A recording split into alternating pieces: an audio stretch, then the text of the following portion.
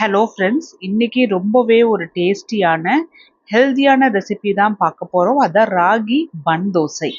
இந்த ரெசிபியோட full video link நான் கீழே பின் பண்ணியிருக்கேன். அரிசி சேர்த்தாம தான் நான் ராகி பன் தோசை ரெடி பண்ணியிருக்கேன். ஸோ இது வெயிட் லாஸ் பண்ணுறவங்க, வெயிட் மேனேஜ் பண்ணுறவங்க, சுகர் இருக்கிறவங்களுக்குலாம் ரொம்பவே ஹெல்ப்ஃபுல்லாக இருக்கும்.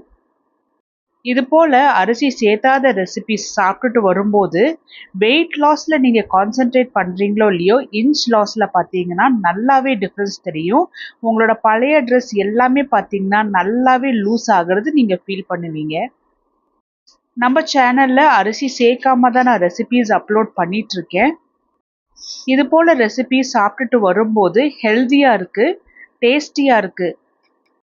அதனாலேயே நம்ம ரெகுலராக, அதாவது லைஃப் லாங் நம்மளால இது போல் உணவை சாப்பிட்டுட்டு வர முடியும். ஈஸியாக வெயிட் மேனேஜும் பண்ண முடியும்.